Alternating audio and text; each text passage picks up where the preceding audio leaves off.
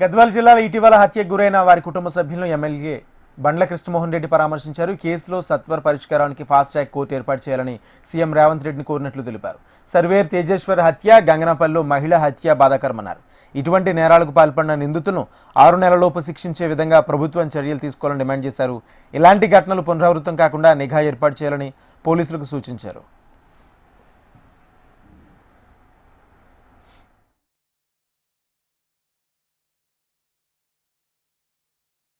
ఈశ్వర్ చనిపోవడం చాలా బాధాకరం.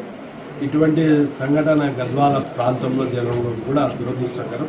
ఇటువంటి ఒక మ్యారేజ్ అయ్యి 1 మంత్లోనే ఆ పిల్లవాడిని కడ చేర్చే విధంగా పిల్లవాడిని అంటే తేజేశ్వర్ గారి భార్య మరి అదేవిధంగా వారి కుటుంబ సభ్యులు ఆమె ప్రియుడు కలిసి హత్యకి ప్లాన్ చేసి హత్య చేయడం చాలా బాధాకరం. ఇటువంటి పునరావృతం కాకూడదు. రాష్ట్రానికి చెడ్డ పేరు తెచ్చే విధంగా ఈ గద్వాల నియోజకవర్గం జరగడం బాధాకరం. ఖచ్చితంగా ఆ నిందితులను అంటే పోలీసులు ఇమీడియట్గా ఆ కేసును ఛేదించి నిందితులు ఇమీడియట్గా వితిన్ ఒక 4-5 డేస్లోనే కేసును ఛేదించడం పోలీసులకు ప్రత్యేకంగా ధన్యవాదాలు.